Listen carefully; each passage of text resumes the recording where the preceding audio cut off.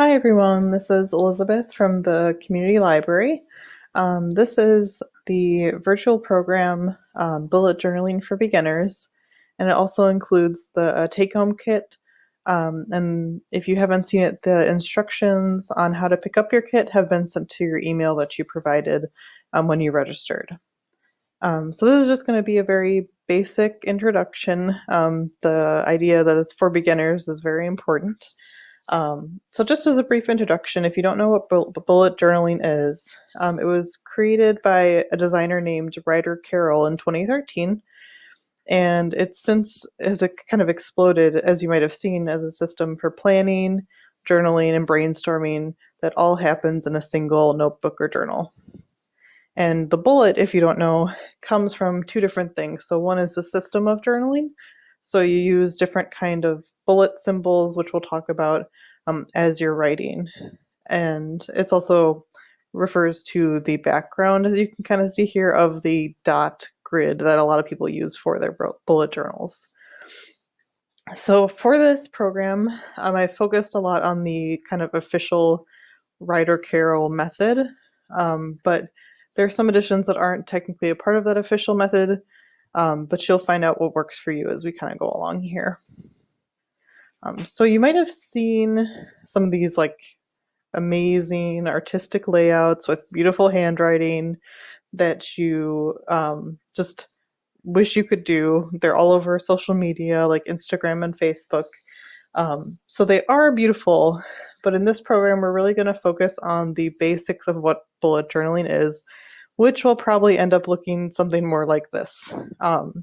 So it can be tempting to kind of jump in and want to be super artistic with it and do these beautiful layouts, but that can be really intimidating, and the pressure of making it perfect can prevent you from actually trying it. I found out this myself when I was trying to practice and getting started with my journal. It prevented me from doing it daily because I was so worried about setting it up and making it look nice. So we're gonna kind of end up with something probably that'll look more like this one. So we'll talk about it a little more later on, but the great thing about bullet journaling is that in its purest form, you can do whatever you want to make it work for you. So it's not trying to fit a mold of what beautiful is like those other pictures. So you want to figure out what works for you. And usually the more complicated you make something when you're first starting it out, the less it's going to become a habit, the less you'll do it every day. So when it's starting out, we're just going to focus on keeping it as simple as possible, which unfortunately sometimes doesn't look the prettiest, but it does work. So first, let's talk about what's in the kit. So if you registered for the class, the first 20 people are getting a take-home kit. So in this kit, I have a few things that will help you get started, some things you can kind of play around with. So there's 3 blank journals, and these are very simple, like square journals here. They're not the nicest, but they're great for playing around, and you won't feel like you're going to ruin a whole nice journal if you're just practicing or experimenting. There's also a black pen. I chose black just because it's probably the most functional, but you can also use colors. You can use a ballpoint pen if that's something that you like. You really want to figure out what works for you.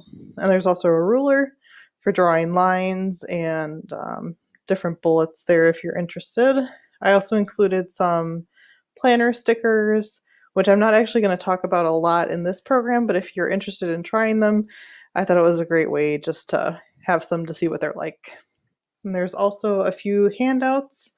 There's one that I made for the program. There's a starter guide, a quick reference guide, and some other little fun things that I included. So hopefully all of that's helped when you're processing. And like I said, it's not the most elaborate materials, but hopefully it'll help you figure out if it's something that you'd like to explore further and invest more in. So first, let's talk about what bullet journaling is, why do people do it? So there's this great website called the Lazy Genius Collective, And the author Kendra said it best, and she said that the bullet journal is basically like a potato. It can be pretty boring and bland up front, but the potential is in what it can become for you. So you can really do whatever you want with it and make it perfect for you. So, as the author, Ryder Carroll, put it, the bullet journal, the goal really is it can be your to-do list, your journal, your planner, your sketchbook, or all of the above in one journal. So instead of having a bunch of post-it notes or notes everywhere, you just have one journal so you're able to be more productive and stay organized. So the first thing, it's the main purpose of any planning system kind of is to be more productive with your time. So with the bullet journal, you're able to have everything written down and you're able to keep track of what you're getting done in terms of events and goals and different information. There's also the aspect of recording your life. So one of the parts of bullet journaling that we'll talk about later is doing daily journaling kind of, or daily logging. So when you do that, you're able to write down different things that happened that you want to remember that you otherwise might not have been able to remember and look back on. There's also the flexibility of bullet journaling. So as I mentioned, it can be kind of simple and bare bones, and it can also grow into something more creative or elaborate if that's something you're interested in. And as I mentioned down here, the main thing that they focus on is just getting the information out of your head and writing it down on the page. And then the actual handwriting aspect is really important in the bullet journal method. So as you might have experienced, keeping a calendar on your phone or journaling on your phone is a lot different than actually handwriting everything out. And there's something to be said for the act of handwriting. So as in the next few slides, I go over the different parts of the system here that make up your bullet journal. When you're setting it up, it really should only take about 5 minutes. The first time you're doing this, like I said, you want to make it as simple as possible so that you don't feel like it takes a lot of effort to use it every day. So when you're getting started, I'll talk through each of these. All you're going to do is set up the index, the future log, the monthly log, and then you just start daily logging whatever day you decide to start. And the great thing is you can really start in the middle of a month. So this program, like I said, it's for November. If you wanted to start in the middle of November, you could. If you want to wait till December, that's also an option, but you can do whatever is going to work for you. So now we're going to talk about kind of rapid logging. So when I was talking about rapid logging, I said it kind of is just making lists, and you can see here what I was kind of talking about here. So when you're doing your logging, you're going to use different kinds of bullets or symbols that help you make context of what you're writing about. So in the original bullet journaling system, there's like 3 different bullet types that you have. So there's tasks, notes, and events. And as you can see down here, this is what the original bullet journal by Ryder Carroll categorizes each of these. So tasks are things you have to do, like things for work, things at home. Notes are things you don't want to forget. So they're just little reminders or events, or not events because that's a different thing, but maybe like a different fun memory you don't want to forget about.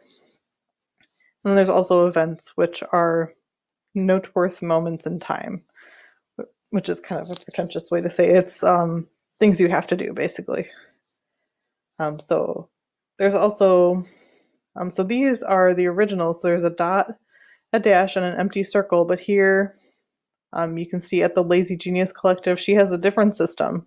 So there's a triangle, a circle, and a heart, and a dot. And here, this is a YouTuber called Matt Ragland, who also does bullet journaling videos. And these are his bullets that he uses. So the main thing with your system, whatever kind of bullets you decide to use, you want to keep it simple, at least at first.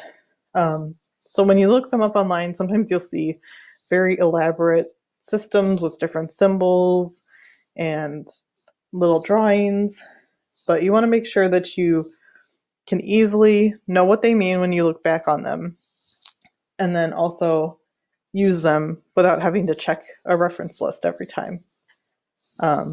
So if you have like a bunch of different bullets you're using for all these different situations, you might not use them if you have to check every time what they mean or which one you're using. So those are the main ones, but there's also things called signifiers. So those are things like a star or an exclamation point that brings attention to an item. So like here you can see she starred this, so that means it's important. So you can add different elements to the bullets like that. And then there's also important, since the goal of bullet journaling is kind of to be productive, you want to mark your bullet once you've completed it or once you've took action on it, if it's something that has to be done. So here you can see like the events one is an open circle. So in bullet journaling, he says you can fill it in once you've completed that event. Or here, like she has an open square, so once you're done, you would just fill it in. Or here, it's complete, so he X's it out. It's just a way for you to know that you've done something. And this comes into play when you're journaling and reflecting and looking back on your day or month. You can know what you didn't do or what still needs to be done, and also what you accomplished. So those are the main bullets. So now we're going to get into what actually makes up the bullet journal when you think of the actual journal itself. So the first thing that you're going to want to do is the index. So this is how you're going to locate information in your journal. So just like a traditional books index, it allows you to find information. So these will be usually the first 2 pages in your bullet journal. So an important thing here too is that it's the first 2 pages of your journal usually. And some journals, if you buy a new one that's made for bullet journaling, it'll actually come with a pre-printed space in the beginning of the journal for an index. So you won't have to handwrite everything out. So when you first start, you're just going to write index on the top, and then that's all really when you start. But once you start adding things to your journal, like your future log or different lists, you can add them to your index so you're able to find them later on. And all you need to really include is the topic of the page, so usually like a header if you write it out, and the page number. So another important thing here is that if you are using like a traditional notebook, you will want to actually number the pages. And you can do this as you go, or if you feel like doing it all at once, you can do that too. But it's really important when you're making up your index to have the pages numbered so that you're able to find stuff again. And like I said too before, journals that are made for bullet journaling will often have numbers already on their pages, so you won't have to do that. But it just depends on what kind of notebook you're using. Okay, so now we're going to go on to the next aspect of the bullet journal, which is the future log. So basically this is just kind of like a yearly calendar. So you're going to flip to the next page after your index, and that'll be your future log that you'll set up. So it'll include anything that falls outside of the current month. So if you're doing it for November, your future log will be November, December, January, February, however many months you would choose to include. And actually, however many months you choose to include really depends on how far into the future you think you'll need to set it up for. It usually includes 4 to 6 months. And there's a few different layouts you can do. This is from the Bullet Journal website, and the way they do it is you just have 2 pages, and you just make a section for each month, and then you can just write as you think of things or as you add things, dates and tasks that you need to do. Some people also set it up like this, where you can have like a little calendar here, and then room to write different events that way. And so it's really whatever you think will work for you. And I know some of the sites that I read like having this little calendar because it gives you context for the month, but also if you don't want to have to hand write out all the month like this, you can just have it a blank one where you just fill in the days like that. Okay, so next we're going to talk about the monthly log. So this is really like your traditional bird's eye view of the month that shows you everything in one page that you want to remember for the month. So this will be the next page right after your future log that we just set up. And then you're just going to title the 2 pages with the name of the month. And then in the calendar page and task page setup, all you have to do is just write down all the days of the month and then the first letter of the day of the week next to it. And then on the task page, again, it's just the day of the month, and you can just write down on a full page different tasks on that side. So it gives you more room to work around. And what you can do here too is if you have a traditional calendar on your phone or a planner, you can go through that calendar and add any events that are happening in the month. You really want to keep it short and simple. As you can see here, there's not much room, but that's kind of the point, is that you don't want to include too much information and take up too much space. Another way people often set up their monthly log is in the traditional calendar setup, so just with squares. I personally like this view a little better because it's actually how my planner right now is set up. And I like being able to see like a full layout of a month.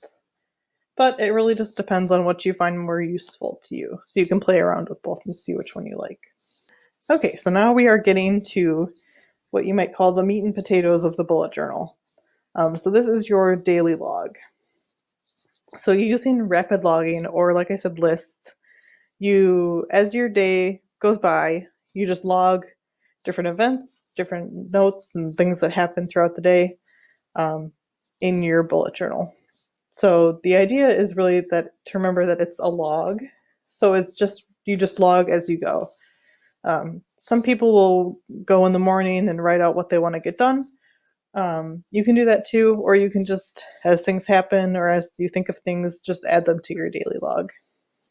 So as you can see here, there's a few different, it doesn't really need to be laid out any specific way, and you don't need to give each day a specific size of room. So what you'll do is just write, right after your monthly log, you write the day of the month and then the day, and then you just start logging, and when you're done, you just start the next day after that. And as you can see here, there's the different bullet lists. So there's an event, just a task that's really important, and then different notes and stuff like that. And here you can see the same image that I showed earlier. It's just an example of a daily log.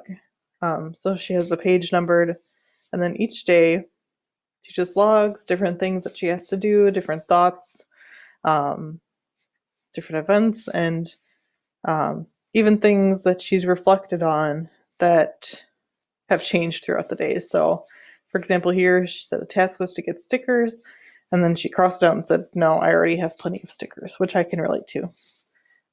So it's really, think of it as kind of interactive. It's not just a to-do list. It's a combination of a to-do list and a journal. So then too, as you log throughout the day, using your bullet symbols that you came up with, you want to go back and just use it throughout the day. So when you accomplish things, you can mark them off, or you can change things. It's not set in stone, any of this. And that's the great thing about, especially daily logging. It can really work for you however you want it to. So now we're going to talk about a few different parts of the bullet journal besides like the basic daily, monthly, and future planning. So the first is collections. So these are pages outside of the core system that I talked about. So they basically just collect information about a topic or event or subject all on one page, so you're able to find it better.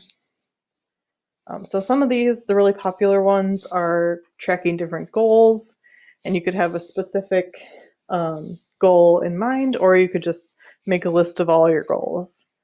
I mean, you can make a master grocery list, so it's all in one spot. You can track different things like your medicine or habits.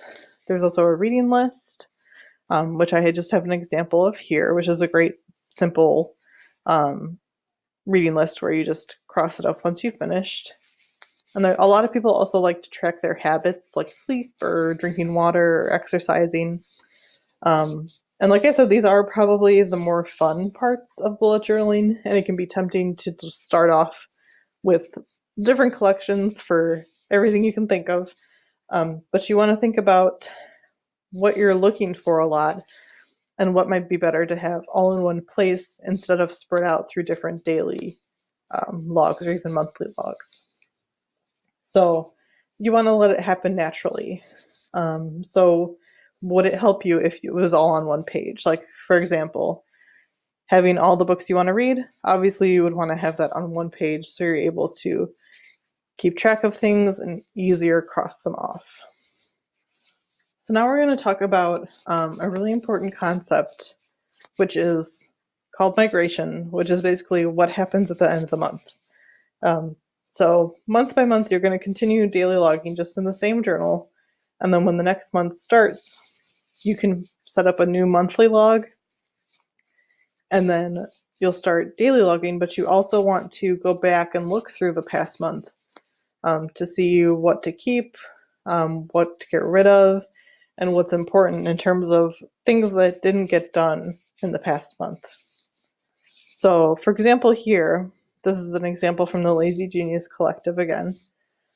So you'll look through each day and different tasks. And as you can see, you've marked them off when you finish them. But you see that there's one that didn't get finished. So you're going to choose, you can either,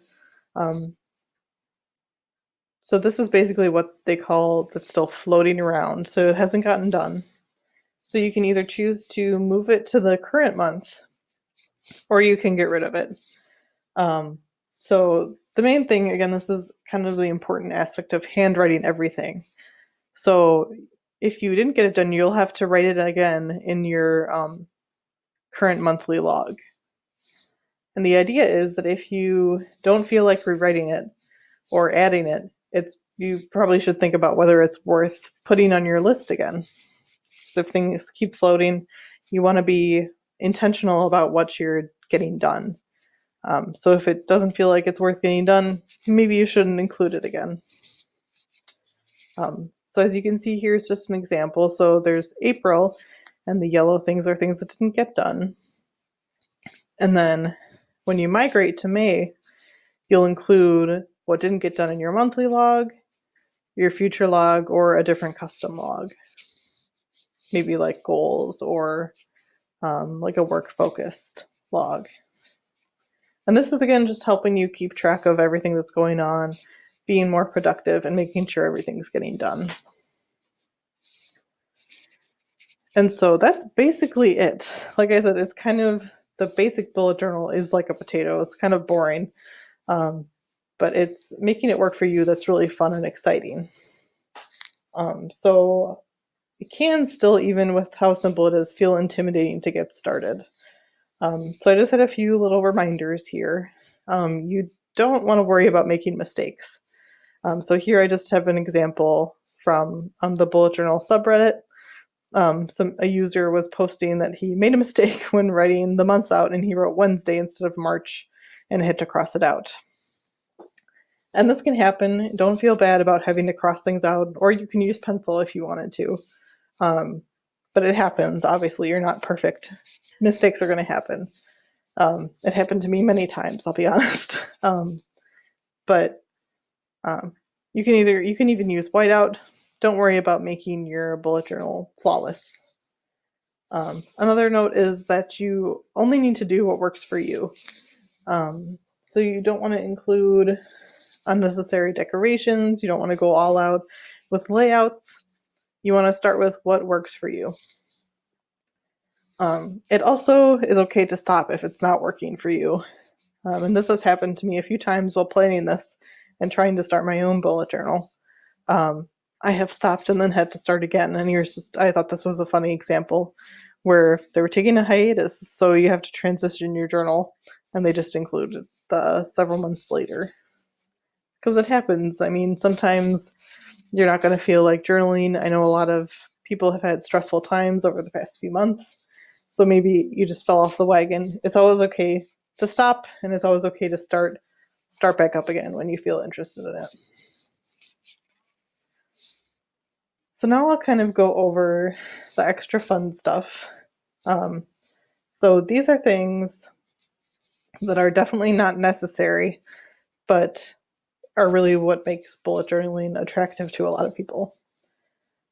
So these are just ideas, and I had a list on the handout of just a few of the most popular brands if you're ever interested in checking them out. So the first is really a nice notebook, and this is probably, if you're really interested, is what I would recommend purchasing first, because a nice notebook with nice paper really makes it enjoyable to use. So you can use lined paper or blank paper, but often you'll find, exactly like the background, a lot of people like using the dot grid kind of notebooks.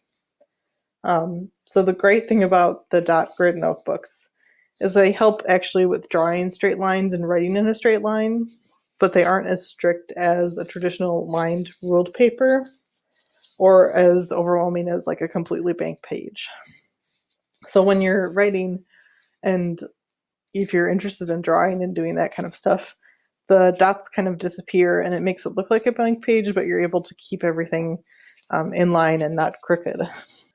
So you also might be interested in different kinds of pens or colored markers or highlighters.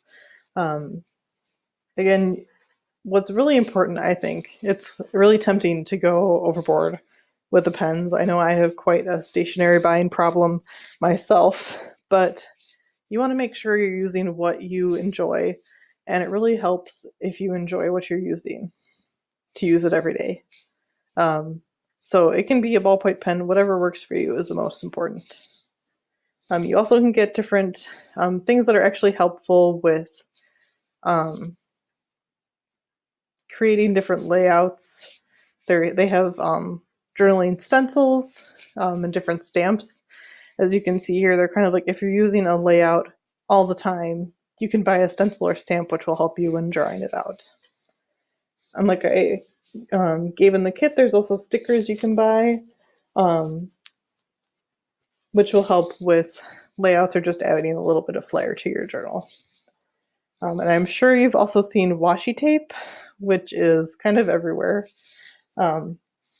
They just really, it's a nice way to add a little pop of color to a page, or you can add it to the border outline of a page, which will help bring attention to it in your journal. And also I wanted to mention is the idea of printables. So if you go on Etsy or different blogs, a lot of them will have journaling printables, which you can actually print out and either trace into your bullet journal, or you can make your own journal up of those printables. So like I mentioned before, the really important thing to remember is that all these supplies are really just that extra. You don't need them for bullet journaling. All you really need is a pen and paper. So you really want to start with the basics that I went over, and once you're sure you like doing it and will keep doing it, you can add some more flair and kind of build up to it. If you're really artistic and creative, putting more effort into designing your bullet journal might make it more relaxing. But if you're not that creative, just keep it simple if that's working for you. So that is the main overview. So from here, once you've set up your journal, what do you do from here? So the most important thing, I think, is doing daily logging and journaling every day. You don't know if it's working unless you're trying it. So really focusing on doing it every day, sticking with it, and seeing what happens. There's also a lot of places, as you might know, for inspiration for bullet journaling. So one place to look is blogs. Two really popular ones are Boho Berry and Tiny Ray of Sunshine. And the quick reference guide and word search that I included in the kit both come from Tiny Ray of Sunshine. You can also search on Pinterest. I'm sure as you've seen, if you ever go on Pinterest, there's a lot of inspiration there. YouTube also has a lot of videos, and there's educational videos on how to bullet journal. And there's also videos called flip throughs, which are really nice to look at. So it's people just flipping through their journal of a whole month, and you can see different kinds of layouts and different inspiration that way. I also wanted to mention Creative Bug, which is a library resource, and it's more about crafts and being creative, but it's great for if you choose to go in the more creative direction with your bullet journal after getting the hang of it. It's great for learning how to do calligraphy, different lettering, and art classes as well. And there's also books on bullet journaling. The one that I mentioned before, The Bullet Journal Method by Ryder Carroll, is really great if you are kind of interested by this program and you want to get a full picture. He really goes in depth into the system. And then I also wanted to mention I created a little website here with some library resources like books that we have and more. So I'll go to that quickly. And that link you can either type in or I'll send it in the email that I send out for the program. So it's a very basic website. I just have all the different bullet journaling books that we have at the library. You can see some of them are ebooks and some we have a physical copy of in the catalog. And then I also have some different inspiration and blogs that I mentioned. So this video is really great. It's only about 4 minutes long, I think, and it's from Ryder Carroll on how to get started with your bullet journal. And there is a link to the bullet journal website, Pinterest, and this video is actually from the YouTuber I mentioned before, Matt Ragland, and he does really great videos about like a minimalist bullet journal that's not super designed, if you're interested. There's also Tiny Ray of Sunshine. Creative Bug is what I mentioned before. You just log in with your library card and pin, and there are different art classes. There's also the Lazy Genies Collective, which I referenced a few times in the program, and then different guides, and again a link to Pinterest there. So that was all I had for today. I hope it was helpful. If you have any questions, I did list my email here. My name's Elizabeth, and I hope you enjoyed. Thank you.